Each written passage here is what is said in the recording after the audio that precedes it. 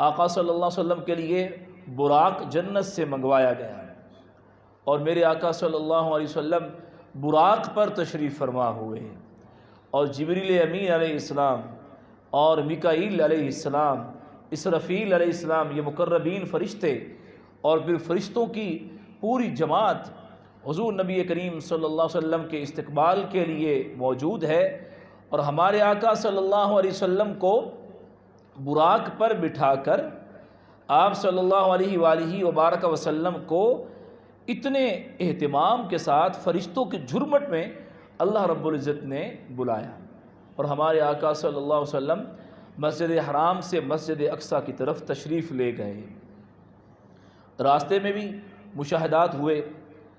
میرے آقا صلی اللہ علیہ وسلم فرماتے کہ میں سرخ ٹیلے کے پاس سے گزرا تو میں نے اس سرخ ٹیلے کے پاس جو قبر تھی اس قبر میں موسیٰ علیہ السلام کو دیکھا، اور وہ کیفیت کیا تھی؟ وَهُوَ قَائِمٌ يُصَلِّي فِي قَبْرِهِ، موسیٰ علیہ السلام اپنی قبر میں نماز ادا کر رہے تھے۔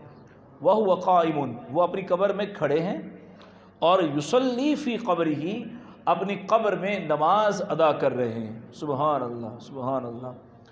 اب دیکھیے براق کی رفتار کتنی ہے، براق اتنا تیز کہ بجلی سے بھی تیز اس کی رفتار ہے براق کی، اور ہمارے آقا صلی اللہ علیہ وسلم اتنی تیز رفتار سواری پر آپ تشریف فرما ہیں، اور آپ قبر کو بھی ملاحظہ فرماتے ہیں، اور قبر کے اندر جو آرام فرما ہے صاحب قبر سیدنا موسیٰ علیہ السلام، ان کو بھی آپ دیکھ رہے ہیں، اور جس کیفیت میں وہ ہیں اس کیفیت کو بھی ہمارے آقا صلی اللہ علیہ وسلم ملاحظہ فرما رہے ہیں۔ دیکھیے نگاہ مصطفیٰ صلی اللہ علیہ وسلم کا کمال دیکھیں کہ اتنی تیز رفتار سواری سے سرخ ٹیلے کو دیکھ لیا، پھر وہاں پر موجود اس قبر کو دیکھ لیا، اس قبر میں موجود صاحب قبر سیدنا موسیٰ علیہ السلام کو بھی دیکھ لیا، اور جس کیفیت میں تھے اس کیفیت کو بھی دیکھ لیا۔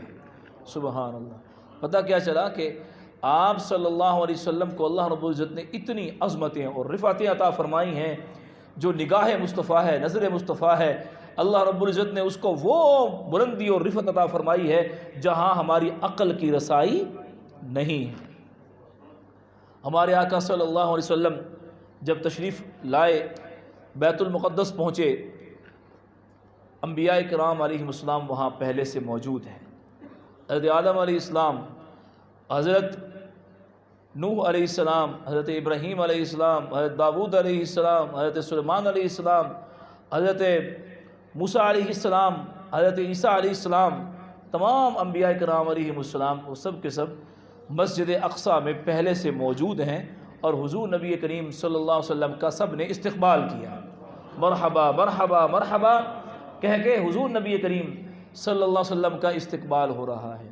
دیکھیں آج کوئی ہمارے لیے قابل احترام شخصیت آئے، ہم کسی کو اپنے گھر پر مدعو کریں، یا جیسے ہم مسجد میں مختلف علماء کرام کو بلاتے ہیں تو ہم کیسے ان کا استقبال کرتے ہیں، کتنی ہم ان کو عزت و توقیر دیتے ہیں، تو حضرت تصور تو کیجئے کہ تشریف لانے والے کون ہیں اور استقبال کرنے والے کون ہیں۔ یہاں تو استقبال ہم کریں گے، مفتی صاحب کا، علامہ صاحب کا، اپنے پیر صاحب کا، کسی بھی محترم شخصیت کا استقبال ہم کرتے ہیں، اور وہاں استقبال کن کا ہو رہا ہے؟ امام الانبیاء کا ہو رہا ہے۔ استقبال کرنے والے کون ہیں؟ وہ حضرات انبیاء کرام علیہ السلام ہیں۔ سبحان اللہ، سبحان اللہ۔ اور پھر ہمارے آقا صلی اللہ علیہ وسلم وہاں تشریف فرما ہوئے تو حضرات انبیاء کرام علیہ السلام نے وہاں پر جو انبیاء موجود تھے، ان انبیاء کے اس اجتماع میں حضرات انبیاء نے خطبہ ارشاد فرمایا، باری باری انبیاء نے خطبہ ارشاد فرمایا۔ اس اتنے عظیم موقع پر جیسے کہ بہت بڑی کانفرنس ہوتی ہے، بہت بڑا اجتماع ہوتا ہے، تو ایک عالم صاحب آتے ہیں، پھر دوسرے آتے ہیں، پھر دوسرے علامہ صاحب آتے ہیں، اور پھر آخر میں جو ہے رونق بزم محفل جو ہوتے ہیں، جو صدر محفل ہوتے ہیں، پھر ان کا آخر میں خطاب ہوتا ہے۔ تو معراج کی رات بھی مسجد اقصیٰ کے اندر ایک پیارا حسین روحانی اجتماع تھا۔ یہ اجتماع کن کا تھا؟ یہ اجتماع انبیاء اور فرشتوں کا اجتماع تھا۔ شرکاء انبیاء، شرکا فرشتے، اور حضرت ابراہیم علیہ السلام کھڑے ہوتے ہیں اور خطبہ ارشاد فرماتے ہیں الحمدللہ الذی اتخذ ابراہیم خلیلا واعطانی ملکا عظیما۔ تمام تعریفیں اللہ کے لیے ہیں جس نے ابراہیم کو خلیل بنا دیا اور مجھے اللہ رب العزت نے عظیم ملک عطا فرمایا ہے، اور مجھے اللہ سے ڈرنے والی امت بنایا، میری پیروی کی جاتی ہے، اور مجھے اللہ نے آگ سے بچایا اور اس آگ کو میرے لیے ٹھنڈک اور سلامتی والا بنا دیا۔ خطبہ کس نے دیا؟ حضرت ابراہیم علیہ السلام نے۔ پھر کھڑے ہوتے ہیں حضرت داؤد علیہ السلام اور خطبہ پڑھ رہے ہیں الحمدللہ الذی، تمام تعریفیں اللہ کے لیے ہیں جس نے مجھے حکومت کی نعمت عطا فرمائی ہے، مجھے زبور عطا فرمائی ہے، اور لوہے کو میرے لیے نرم کر دیا، اور پرندوں اور پہاڑوں کو میرے لیے مسخر فرما دیا، اور مجھے حکمت دی ہے، اور فیصلہ سنانے کا منصب اللہ نے مجھے عطا فرمایا ہے۔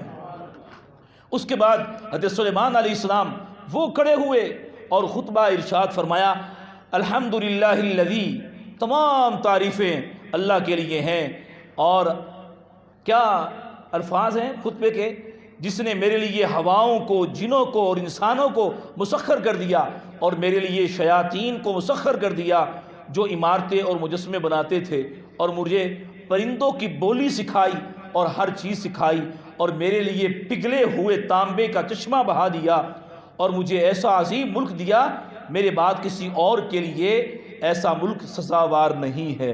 جو اللہ رب العزت نے فضل اور کمال، جو معجزات، جو نشانیاں انہیں عطا فرمائی ہیں، جو نعمتیں عطا فرمائی ہیں، حضرات انبیاء کرام نے اس کو بیان کیا۔ شب معراج مسجد اقصیٰ کے اندر یہ ایک معراج کا عظیم الشان اجتماع ہو رہا ہے۔ ہم تو حضور کے ذکر میں یہاں اپنی بساط کے مطابق محفل سجاتے ہیں، بعض لوگ بڑے پریشان ہو جاتے ہیں، وہ کہتے ہیں یہ دیکھیں یہ کہاں لکھا ہوا ہے، کبھی تم میلاد کرتے ہو، کبھی تم معراج کرتے ہو۔ اور بھائی یہ تو حضور سے جو محبت کرنے والے ہیں یہ انہی کا ہی مقدر ہے، انہی کی قسمت ہے، کہ کیونکہ یہ جو سعادت ہے یہ ہر ایک کے حصے میں نہیں ہے، یہ سعادت جو ہے وہ انہیں ملتی ہے کہ جن کا انتخاب ہوتا ہے، جن کا انتخاب ہوتا ہے۔ تو یہ دیکھو معراج کی رات کیا ہو رہا ہے، جو دلیل مانگتے ہیں کہ یہ تم معراج کا جلسہ کر رہے ہو، میلاد کا جلسہ مجھے بتاؤ کہ یہ شب معراج مسجد اقصیٰ کے اندر کیا ہو رہا ہے، یہ کیا ہو رہا ہے؟ یہ بھی تو حضور نبی کریم صلی اللہ علیہ وسلم کی عظمت و رفعت کا بیان ہے۔ انبیاء کرام کھڑے ہوئے اور ایک ایک کر کے اللہ رب العزت نے جو انہیں عظمت اور شان عطا فرمائی ہیں اس کو بیان کرتے رہے۔ حضرت عیسیٰ علیہ السلام کھڑے ہوتے ہیں اور اپنے رب کی ثنا کرتے ہیں الحمدللہ الذی، تمام تعریفیں اللہ کے لیے ہیں، علمنی التوراۃ والانجیل وجعلنی ابری الاکمہ والابرص واحیی الموتیٰ باذنی، کہ اللہ رب العزت نے مجھے تورات عطا فرمائی ہے اور مجھے تورات اور انجیل کی تعلیم دی ہے، اور مجھے یہ اللہ رب العزت نے نعمت عطا فرمائی، مجھے یہ وصف ملا کہ مجھے مادرزاد اندھوں اور برس والوں کو ٹھیک کرنے والا بنا دیا ہے، اور میں اس کے اذن سے مردوں کو زندہ کرتا ہوں، اور مجھے آسمان پر اٹھایا اور مجھے کفار سے نجات دی، اور مجھے اور میری والدہ کو شیطان رجیم سے محفوظ رکھا، اور شیطان کا ان پر کوئی زور نہیں۔ اب انبیاء کرام خطبے ارشاد فرماتے رہے۔ یہ بات توجہ طلب ہے، جو بھی نبی علیہ السلام آئے، جو ان کو فضل اور کمال ملا اس کا بیان کیا، اور اس فضل اور کمال کا تعلق ان کی ذات سے تھا۔ کن سے تھا؟ ان کی ذات سے تھا، جو اللہ رب العزت نے انہیں مقام و منصب عطا فرمایا ہے، ان کا بیان کیا۔ اب میرے آقا صلی اللہ علیہ وسلم جو رونق بزم محفل، جو شب اسرا کے دولہ، اور جو اس وقت میر مجلس تھے ہمارے آقا صلی اللہ علیہ وآلہ وبارک وسلم، اب آخر میں آپ کھڑے ہوئے اور خطبہ ارشاد فرمایا، اور کتنا پیارا خطبہ۔ میرے آقا صلی اللہ علیہ وسلم ارشاد فرماتے ہیں الحمدللہ الذی، تمام تعریفیں اللہ کے لیے ہیں، ارسلنی رحمۃ للعالمین، کہ جس نے مجھے تمام عالمین کے لیے رحمت بنا کے بھیجا ہے۔ اللہ اکبر اللہ۔ دیکھیے توجہ، یہ دیکھیے کتنی، اس پہ آپ غور کیجئے کہ انبیاء کرام علیہ السلام فردن جو انہیں مناصب ملے ہیں انہوں نے اس کو بیان کیا، اور میرے آقا صلی اللہ علیہ وسلم نے کس کا بیان کیا؟ ارسلنی رحمۃ للعالمین، عالمین میں جو ہے میرے آقا نے سب کو بیان فرما دیا کہ میرے رب عز و جل نے مجھے تمام عالمین کے لیے رحمت بنا کے بھیجا ہے، یعنی میں انسانوں کے لیے بھی رحمت ہوں اور میں جنوں کے لیے بھی رحمت ہوں، ساری مخلوقات کے لیے رحمت ہوں، اور جو چیز اس کائنات میں ہے، وہ آسمان ہے، زمین ہے، سورج ہے، چاند ہے، لوہ قلم، سب کے لیے جو مخلوق ہے اللہ رب العزت نے سب کے لیے مجھے رحمت بنا کے بھیجا ہے۔ اور آگے وَكَافَةً لِلنَّاسِ بَشِيرًا وَنَذِيرًا، اور تمام لوگوں کے لیے بشیر اور نذیر بنا کر مجھے بھیجا ہے۔ وَأَنزَلَ عَلَى الْفُرْقَانَ فِيهِ تِبْيَانَ كُلِّ شَيْءٍ، اور اللہ رب العزت نے مجھے قرآن مجید عطا فرمایا ہے جس میں ہر چیز کا واضح بیان ہے۔ قرآن مجھے اتنا عظیم الشان معجزہ اللہ رب العزت نے مجھے عطا فرمایا، اور فرمایا دیکھیں آگے دیکھیں میرے آقا صلی اللہ علیہ وسلم شب اسرا کسے یاد کر رہے ہیں؟ فرمایا وَجَعَلَ أُمَّتِي خَيْرَ أُمَّةٍ، اللہ رب العزت نے میری امت کو سب امتوں میں بہترین بنا دیا ہے۔ سبحان اللہ سبحان اللہ سبحان اللہ۔ دیکھیں اب میری اور آپ کی کیا حیثیت ہے، میری اور آپ کی کیا حیثیت ہے۔ میرے آقا صلی اللہ علیہ وسلم جو شب اسرا کے دولہ ہیں، جو میر مجلس ہیں، سارے انبیاء اسرا کی رات جنہیں تک رہے ہیں، جن کے انتظار میں ہیں، جن کے استقبال کے لیے سب پہلے موجود ہیں، وہ آقا اس رات بھی اپنی امت کا ذکر کر رہے ہیں، اپنی امت کو یاد کر رہے ہیں، اور فرما رہے ہیں کہ میری امت کیسی امت ہے۔ اللہ رب العزت نے مجھے ایسی امت عطا فرمائی کہ میری امت کو سب سے بہترین امت بنا دیا، اور فرمایا آگے فرمایا کہ وَجَعَلَ أُمَّتِي أُمَّةً وَسَطًا، میری امت جو ہے امت وسط ہے، درمیانی امت ہے۔ اور آگے فرمایا کہ میری امت کو اللہ رب العزت نے اول بھی بنایا ہے اور آخر بھی بنایا ہے، اور میرے سینے کو کھول دیا ہے اور مجھ سے بوجھ اتار دیا ہے، اور فرمایا کہ میرا ذکر بلند کیا اور مجھے ابدا کرنے والا اور انتہا کرنے والا بنایا ہے۔ سبحان اللہ، کیسا جامع خطبہ ہے کہ ابدا کرنے والا، اس حدیث کی طرف اشارہ ہے کنت نبیا وآدم بین الروح والجسد، کنت نبیا وآدم بین الماء والطین، میں اس وقت بھی نبی تھا جب ابھی آدم روح اور جسم کے درمیان تھے، میں اس وقت بھی نبی تھا جب آدم علیہ السلام کا خمیر بھی تیار نہیں ہوا تھا، میں اس وقت بھی نبی تھا۔ اور انتہا کرنے والا ما کان محمد ابا احد من رجالکم ولکن رسول اللہ وخاتم النبیین، آخری نبی۔ اب نبوت ان پر آ کر تمام ہو گئی، اب قیامت تک کوئی اور رسول اور نبی نہیں آئیں گے، اب نبوت کا دروازہ اب بند ہو چکا ہے، اب قیامت تک سکہ انہی کا چلے گا، اب قیامت تک انہی کے گن گائے جاتے رہیں گے۔ ہمارے آقا صلی اللہ علیہ وسلم نے شب اسرا بیت المقدس یہ پیارا خطبہ ارشاد فرمایا، اور سننے والے سامعین کون ہیں؟ حضرات انبیاء اکرام علیہ السلام۔ سبحان اللہ سبحان، کیسی حسین رات ہے، کیسی حسین مجلس ہے، کیسی حسین بزم ہے، کیسے حسین خطابات ہیں۔ کیا منظر ہوگا جب حضرات انبیاء کرام ہمارے آقا صلی اللہ علیہ وسلم کے جلووں میں گم ہوں گے۔ ساری زندگی کہتے رہے نا، حضرت موسیٰ علیہ السلام آرزو کرتے رہے مالک مجھے حضور کا امتی بنا دے، مجھے حضور کا امتی بنا دے۔ اب جب دیکھا ہوگا تو کیفیت کیا ہوگی؟ ہمارے آقا صلی اللہ علیہ وسلم کو اللہ رب العزت نے یہ مقام عطا فرمایا۔ جبریل امین علیہ السلام اذان دیتے ہیں، تکبیر کہی جاتی ہے، ہمارے آقا صلی اللہ علیہ وسلم نے خود خواہش کا اظہار نہیں کیا کہ میں نماز پڑھاؤں، آپ تو درمیان میں موجود تھے، اب سارے انبیاء موجود ہیں۔ حضرت جبریل امین علیہ السلام آپ کا ہاتھ پکڑتے ہیں اور مصلی امامت پر لے آتے ہیں اور عرض کرتے ہیں یا رسول اللہ آج امامت آپ ہی فرمائیں گے۔ ہمارے آقا صلی اللہ علیہ وسلم نے سارے انبیاء اور جو اس وقت فرشتے موجود تھے سب کی آپ نے امامت فرمائی۔ سبحان اللہ، امام الانبیاء۔ اللہ رب العزت نے یہ مقام و مرتبہ ہمارے آقا صلی اللہ علیہ وسلم کو عطا فرمایا۔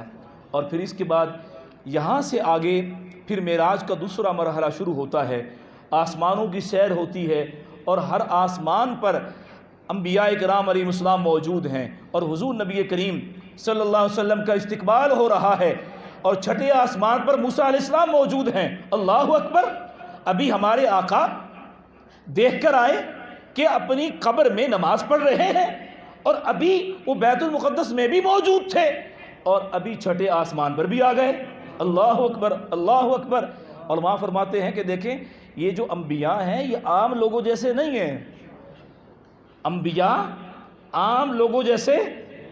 واقعہ معراج ہمیں یہ بتا رہا ہے کہ ہمارے آقا نے ارشاد فرمایا کہ میں نے موسیٰ علیہ السلام کو قبر میں نماز پڑھتے ہوئے دیکھا، تو واقعہ معراج سے یہ بات پتہ چلی ہے کہ انبیاء اپنی قبروں کے اندر زندہ ہیں، انبیاء اپنے قبروں کے اندر، اور ان کی زندگی بھی ایسی ہے کہ وہ اللہ کی بندگی کر رہے ہیں، وہ نماز پڑھ رہے ہیں، وہ اللہ کا ذکر کر رہے ہیں۔ اور یہاں سے یہ بھی پتہ چلا کہ یہ سفر کی جو ڈسٹینس وغیرہ ہے یہ ہمارے لیے ہے، یہ انبیاء کے لیے ان کی کوئی حیثیت نہیں ہے۔ وہ آنے واحد میں یہاں سے وہاں اور وہاں سے وہاں وہ پہنچ جاتے ہیں جہاں چاہیں اللہ کے اذن سے، اور ایک ہی وقت میں کئی مقامات پر بھی موجود ہوتے ہیں۔ اور یہاں میرے سامنے یہ حوالہ موجود ہے دیوبند مسلک کے اشرف علی تھانوی، انہوں نے اپنی کتاب کے اندر لکھا کہ انبیاء اپنی قبروں کے اندر زندہ ہیں، اور ثبوت میں یہی روایت پیش کی ہے موسیٰ علیہ السلام والی، کہ دیکھیں موسیٰ علیہ السلام اپنی قبر کے اندر موجود ہے، وہاں بھی موجود ہیں، اور چھٹے آسمان پر بھی موجود ہیں۔ تو اللہ رب العزت نے انہیں یہ مقام و مرتبہ عطا فرمایا ہے۔ اب حضور نبی کریم صلی اللہ علیہ وسلم مشاہدہ فرماتے فرماتے پہنچ گئے عرش الہی کے پاس، سدرۃ المنتہا، جہاں جبریل امین علیہ السلام عرض کرتے ہیں یا رسول اللہ صلی اللہ علیہ وسلم بس یہ سدرہ جو ہے، سدرہ یہ میری انتہا ہے، یہ میری حد ہے، بس اس سے آگے میں جا نہیں سکتا، یہ بارڈر لائن ہے، بس یہیں تک میری ایکسیس ہے، یہاں سے آگے مجھے حکم نہیں ہے۔ فرمایا کہ چلو ہمارے ساتھ۔ مسجد حرام سے اقصیٰ تک ہمارے ساتھ تھے، اور اقصیٰ سے پہلے آسمان تک، ساتوں آسمانوں میں ہر جگہ ہمارے ساتھ تھے۔ اب کیا ہوا؟ عرض کرتے ہیں یا رسول اللہ صلی اللہ علیہ وسلم یہاں سے آگے گیا تو انوار الہیہ، تجلیات الہیہ سے میرے پر جل جائیں گے، میرے پر جل جائیں گے۔ اللہ اکبر، اللہ اکبر۔ یہاں علماء نے ایک بڑی پیاری بات کی کہ یہاں سے آگے ہمارے آقا تشریف لے گئے، جبریل وہاں پر رہ گئے، رک گئے۔ تو اگر جبریل یہ کہہ دیتے کہ یا رسول اللہ صلی اللہ علیہ وسلم یہ میری انتہا تو ہے، لیکن آپ کی معیت اور آپ کی رفاقت مجھے رہی ہے، آگے آپ فرمائیں تو میں حاضر ہوں، لیکن میری انتہا یہ ہے، اور حضور فرما دیتے کہ جبریل چلو وہاں میرے ساتھ، تو نہ پر جلتے نہ کچھ ہوتا۔ آقا کے قربت کے صدقے سے جبریل امین بھی آپ کے ساتھ ہو لیتے ہیں۔ یہ علماء نے فرمایا کہ حضور نبی کریم صلی اللہ علیہ وسلم کو اللہ رب العزت نے یہ مقام عطا فرمایا ہے۔ اب پتہ نہیں لوگ ابھی بھی نور و بشر کے جھگڑے میں پڑے ہوئے ہیں، پریشان ہیں کہ نور تھے یا بشر تھے۔ تو نوریوں کا سردار تو وہاں پر رہ گیا، پیچھے رہ گیا، وہ آگے جاتا ہے تو پر چلتے ہیں، اور جو اور جو افضل البشر ہیں وہ اس سے بھی آگے تشریف لے گئے۔ پتہ کیا چلا کہ ہمارے آقا کی حقیقت اللہ کے سوا کوئی نہیں جانتا، کوئی نہیں جانتا۔